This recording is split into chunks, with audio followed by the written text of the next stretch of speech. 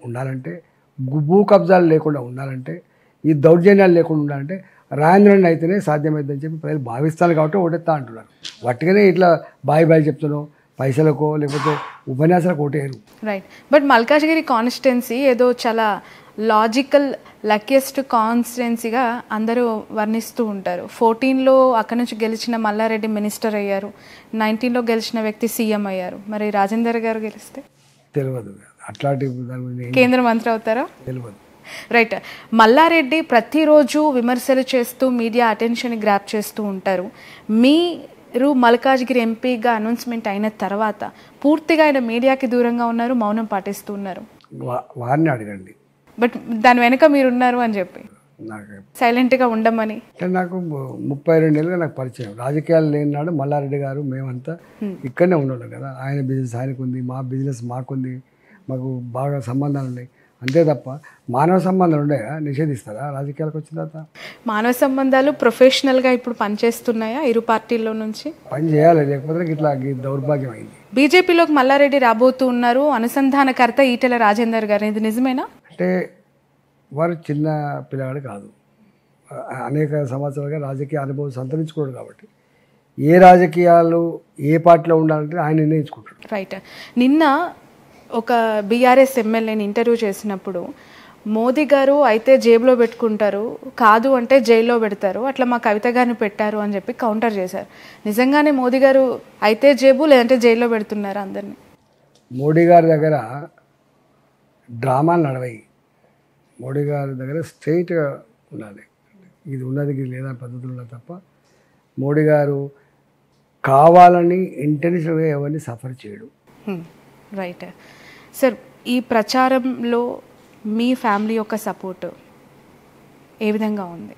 బాగుంటుంది. Thank you so much Etela Rajender గారు. నేను అనే పరిస్థితి ఉన్నప్పుడు మీరు అక్కడ ప్రజలను ఉద్దేశించి, అక్కడ సమస్యలను ఉద్దేశించి ఎలాంటి కమిట్మెంట్స్ నియోజకవర్గానికి, అంటే ఒక స్పెషల్ మేనిఫెస్టో ఏమైనా ఇంప్లిమెంటేషన్ ఉందా? మీ ఆలోచనలు ఏ విధంగా ఉన్నాయి మల్కాజ్గిరి ప్రజల కోసం? నేను ఇంతకుముందు చెప్పినవి, ఈ మల్కాజ్గిరి నియోజకవర్గానికి ఇప్పటి వరకు ఒక విజన్ ఉన్న నాయకుడు ఎన్నిక కాలే. రెండవది బాధ్యతాయుతం కూడా ఎవరు వివరించలేదు. కొంచెం సత్యనారాయణ గారు కొంచెం పనిచేసిన కేంద్ర మంత్రి ఉన్నప్పుడు తప్ప తర్వాత ఏం జరగలేదు. కానీ నాకంటూ ఒక ఎజెండా ఉంది. ఈ నియోజకవర్గాన్ని అన్ని రంగాల్లో గొప్పగా తీర్చిదిద్దడమే నా కర్తవ్యంగా నేను భావిస్తూ ఉన్నాను. అందుకనే మాటలు చెప్పడం కాదు, దాన్ని ఆచరణలో చూపించిందని తెలుస్తుంది. ఇప్పుడు నేను హైదరాబాద్కి పోయినా, ఎమ్మెల్యే అయినా అంటే ఏం పని చేయకుండానే 6-7 సార్లు గెలిపిస్తానండి. ఎంతో కమిట్మెంటు, ప్రజలతో మమేకమే పద్ధతి, అభివృద్ధిని అన్ని రంగాల్లో అభివృద్ధి చేసే తీరు, ఇవన్నీ కలగలిస్తేనే ఓట్లు వేస్తారు. వాటిగా బాయ్ చెప్తే ఓట్లు వేసరు, లేకపోతే ఉత్తరనే మాట చెప్తే ఓట్లు వేసే పరిస్థితి లేదు. బట్ ఆ మాటలు చెప్పేటప్పుడు ఆచరణకి సాధ్యం కాని హామీలు ఇస్తూ ఉన్నారు మల్కాజ్గిరి ఎంపీ అభ్యర్థి అనే ఒక విమర్శ మీ పైన ఉంది. మేడ్చల్ వరకు మెట్రో ఎలా సాధ్యం అవుతుంది? 100% సాధ్యమైంది. ఏ విధంగా? ఎందుకు సాధ్యం కాదండి? అంటే మిమ్మల్ని ప్రశ్నిస్తున్న వాళ్ళకి మీ సమాధానం ఏంటి? మెట్రో మేడ్చల్ వరకు ఇచ్చే జిమ్మేదారి మాదే ఉంటుంది, గుర్తుపెట్టుకోండి. ఇలా మెట్రో విస్తరణ కోసం ఇలా మీరు చూస్తున్నారు.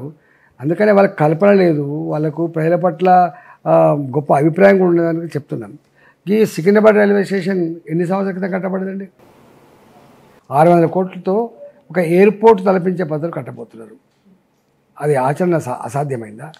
ఇవాళకి ఇక్కడ చెంగిచెర్ల దగ్గర బ్రహ్మాండమైన టెర్మినల్ కడుతున్నారు, కొత్త రైల్వే స్టేషన్ కడుతున్నారు. చూసొచ్చిన మీరు ఎప్పుడన్నా? 450 కోట్లతో అధునాతనమైనటువంటి దాన్ని కడుతున్నారు. అందుకని సాధ్యం కాదనేది ఏముంటుంది చెప్పండి? నేను ఇంతకుముందు చెప్పిన మోడీ గారి ప్రభుత్వంలో ఎన్నెన్నో అద్భుతాలు జరిగినాయి అని ఒక 2-3 అద్భుతాలు చెప్తాను నేను. ఒకటి, all India institute of medical sciences అని ఉంటుంది, చాలా ప్రెస్టీజియస్ ఇన్స్టిట్యూట్. అది ఎయిమ్స్ నెహ్రూ గారు స్థాపించిన ఒకటి, ఆ తదుపరి వాజ్పేయి గారు స్థాపించారు రెండవది, మూడవది మన్మోహన్ సింగ్ స్థాపించారు. ఇవాళ నరేంద్ర మోడీ గారు ఈ 10 సంవత్సరాల 16 ఎయిమ్స్ పెట్టిండండి. 1947 to 2014 3 ఎయిమ్స్ వస్తే, ప్రెస్టీజియస్ ఇన్స్టిట్యూట్స్ వస్తే 16 ఇన్స్టిట్యూట్స్ ఇలా మోడీ గారి ఆధ్వర్యంలో స్థాపించబడ్డాయి. బట్ ఎయిమ్స్ గురించి పదే గొప్పలు చెప్పే బీజేపీ నేతలు రాష్ట్రానికి కేంద్రం ఒక్క మెడికల్ కాలేజ్ ఇవ్వలేదని కేటీఆర్ లాంటి వ్యక్తి ప్రశ్నిస్తారు. ఒక మాట వీళ్ళకి ఏం అహంకారం అంటే మాకు ఎవరిచ్చేది ఏంది? పోయి తెచ్చుకోవాలి కదా. ఇవాళ దేశంలో అత్యధిక మెడికల్ కాలేజీలు మోడీ గారు ఆయన ఇవ్వబడ్డాయి. ఇంతెందుకండి, ఇవన్నీ పక్క పెట్టు. ఇదే కేసీఆర్ గారు స్వయంగా అసెంబ్లీలో నేషనల్ హైవేస్ 1947 to 2014 ఎన్ని కిలోమీటర్లు అంటే 2500 కిలోమీటర్ల పైబడి నిర్మిస్తే ఈ 5 సంవత్సరాల కాలంలో, ఆనాడు 5 సంవత్సరాల కాలంలోనే 2500 కిలోమీటర్ల పైబడి నేషనల్ హైవేస్ నిర్మాణం అవుతుందని చెప్పాడు. నేను చెప్పలేదు, వారు చెప్పింది. మీకు ఎప్పుడైనా రికార్డులు ఉంటే చూసుకోండి. ఓకే. ఎయిర్పోర్ట్లు 75-76 ఉండే, ఇలా 153 ఎయిర్పోర్ట్లు వచ్చినాయి. నేషనల్ హైవేస్లో 11 కిలోమీటర్ రోజుకు కన్స్ట్రక్షన్ జరుగుతాయి. అప్పుడు ఇవాళ 37 కిలోమీటర్ల నేషనల్ హైవేస్ కన్స్ట్రక్షన్ జరుగుతూ ఉంది. ఇంతెందుకండి, ఇవాళ డబుల్ బెడ్రూమ్ల విషయంలో, మీరు ఇళ్ళ విషయంలో 10 సంవత్సరాల కాలంలో 4 కోట్ల మందికి ఇల్లు కట్టించండి. 4 కోట్లు లెక్క తీయమని చెప్పండి. ఓకే. అంతేకాదు, ఇంకా టాయిలెట్స్, ఇంకా మహిళలకు బహిర్భూమి పోవడానికి కూడా టాయిలెట్స్ ఎప్పుడు ఆలోచించాలి. కల్పన లేదు. అంటే పేదోళ్ళ జీవితాల పట్ల, పేదోళ్ళ అవసరాల పట్ల కన్సర్న్ లేదనడానికి అదొక ఉదాహరణ. ఇప్పుడు ఆయన వాళ్ళు వచ్చిన తర్వాత స్వచ్ఛ భారత్ పెట్టిన తర్వాత 12 కోట్ల ఇళ్ళ టాయిలెట్స్ కట్టించండి. ఇలా ఇక్కడ అసలు మోడీ గారికి వాళ్ళకు ఏమైనా పోలిక ఉందా అండి? 11వ ఆర్థిక వ్యవస్థ ఉన్న ఈ దేశం 10 సంవత్సరాల కాలంలో కరోనా కష్టం ఉన్నప్పటికి కూడా, ప్రపంచవ్యాప్తంగా మాంద్యం వచ్చినప్పటికి కూడా ఇవాళ ఆ స్థాయికి ఎదిగింది. 5వ ఆర్థిక వ్యవస్థకి ఎదిగింది. అంటే కళ్ళుండి చూడలేని కబోతులకు ఏం ఆన్సర్ చెప్తారండి? రైట్.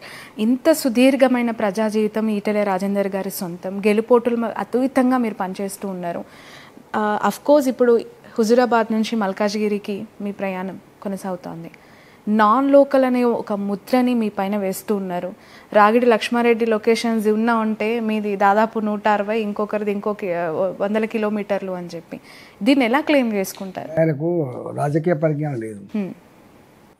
రాజకీయ పరిజ్ఞానం లేదు. ఏం చెప్తుంది దానికి? సార్, నా ఇల్లు, నా వాకిలి, నా కథ, నా చరిత్ర యావత్ తెలంగాణ ప్రజానికి తెలుసు. ఈ ఊకే వాళ్ళతో ఆ మతిలేనంతో ఏం పెట్టుకుంటాం? ఏమైనా విమర్శించాలంటే కూడా దానికి ఇంత హోదా ఉండాలి, ఇంత సబ్జెక్ట్ ఉండాలి. ఏం లేని దానికి ఏం సమాధానం చెప్పండి. పదే పదే రాముణ్ణి మొక్కుదాం, బీజేపీని తొక్కుదాం, ఈ నినాదం బీఆర్ఎస్ ఎత్తుకుంది ఈ ఎంపీ ఎలక్షన్స్లో. ఇది మీకు ఏ విధంగా ఎఫెక్ట్ చూపిస్తుంది? ఎవరు తొక్కబడుతున్నారు, ఎవరు పైకి వస్తారనేది ఆల్రెడీ చరిత్ర చెప్పిన తర్వాత కూడా ఇంకా ఏం మాటలు, అవన్నీ మాటలు, అంత అహంకారం మాటలు మంచిది కాదు. పొలిటికల్ పార్టీలలో సిద్ధాంతపరమైన ఘర్షణ జరగవచ్చు, మాట్లాడుకోవచ్చు, కానీ ఇట్లాంటి మాటలు ప్రజలు అసహించుకుంటారు. ఆ పూటకు అది హెడ్లైన్స్ వార్తగా వస్తుండొచ్చు, కానీ ఆయన ప్రతిష్ట తగ్గిపోతుంది, ఆయన పట్ల ఉన్న గౌరవం తగ్గిపోతుంది.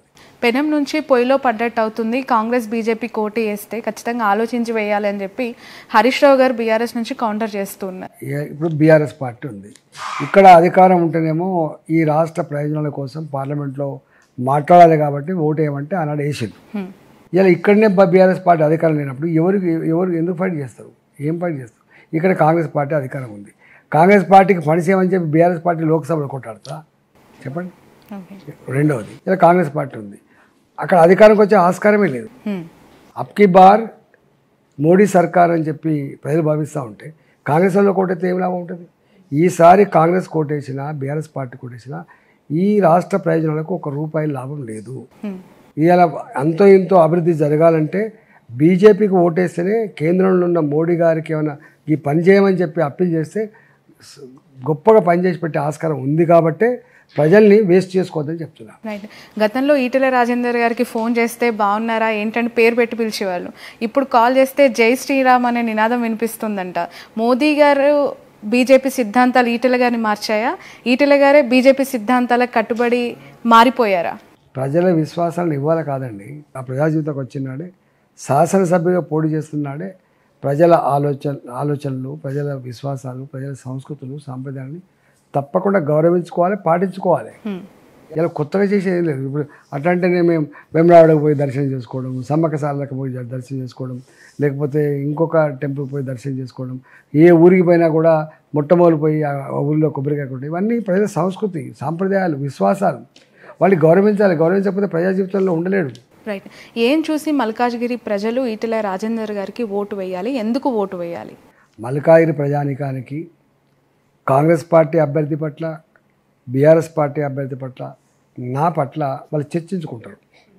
ఇలా ఎవరికి ఓటేస్తే ఈ నియోజకవర్గం అభివృద్ధి చెందుతుంది, ఈ నియోజకవర్గం చల్లగా కొనసాగుతుంది, భూ ఆక్రమణ లేకుండా, దౌర్జన్యం లేకుండా స్వేచ్ఛగా ఎవరి వాళ్ళు అవుతుందో వాళ్ళు నిర్ణయించుకుంటారు. అందుకని నా చరిత్ర 22 ఏళ్ళు ఉంది, అది వాళ్ళ చరిత్ర కూడా ఉంది, అది వాళ్ళ చరిత్ర కూడా ఉంది. దాంట్లో వాళ్ళు ఈ మల్కాజ్గిరిని అన్ని రంగాల్లో అభివృద్ధి చేయాలంటే ప్రశాంతతకు నిలయం